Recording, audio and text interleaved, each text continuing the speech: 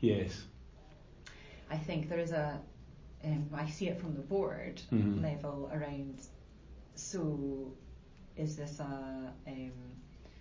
is this a Christmas tree culture? Is this a flat earth society? Yeah. When actually what they're ultimately looking for is this, high performing series of high performing teams and high performing business. Yeah. And is there that edge? And is that coming through? Rather than, we've got a ping pong table and the kind of tech stereotype of yes. airy fairiness. Yeah. And it's, I guess it's the question, how do you get people working at peak performance?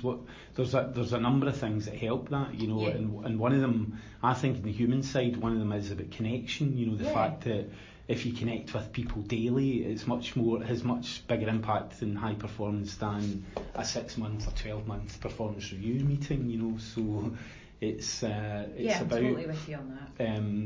And what's interesting about your business is that I think the fintech idea is that there's a lot of similarities between the top end of fin and tech, I think, in terms of, having worked a lot with technical people in internet businesses early on, and also financial actuaries. They have a very similar need to be left to it, and to invent their own worlds in which they operate. So how you lead people at that end is quite a similar challenge in some ways. So I think, when I was talking to some people and they were making the delineation around, the tech people and the others, I actually think there's probably more of a similarity around certain aspects of the business.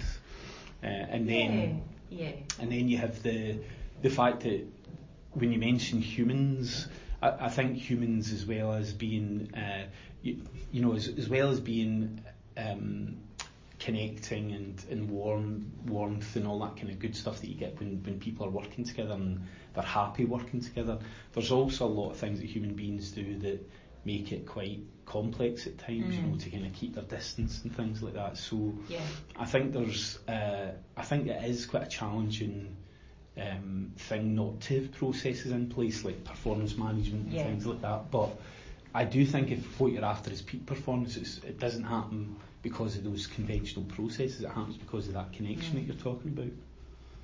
Yeah, and I think when you have that connection, you can have candour, and I think it's something that really comes through amongst our better teams, is they have that sense of care, but also candour with each other to say, well, actually, it's more of a coaching approach, sort of, tell me, how did you think that go? Actually, well, I'm reflecting that back to you and I agree, and but it's not that sort of gasp moment where you say, can I give you some feedback? And you store it up. It's that sort of regular, what starts to feel like quite a natural conversation around performance and getting people to identify for themselves, but also you, the leader, sort of enabling that.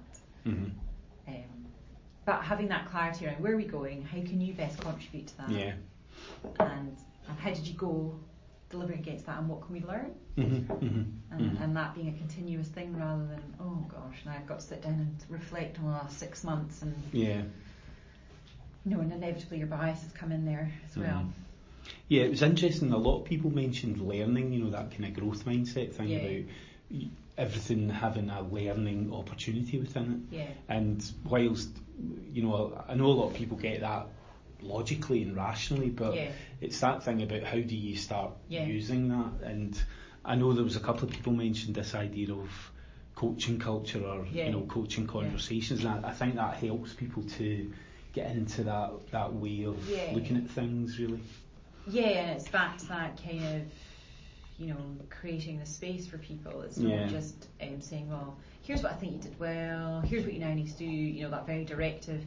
It's very tempting to step into that, especially against a backdrop of an organisation that's just skyrocketing in terms of growth. And so it's not okay to just float and bob in the water and hope that that what you did last year will be fine again this year. And that's so hard, because when we've had people that have really taken a risk to come and join us, 10 years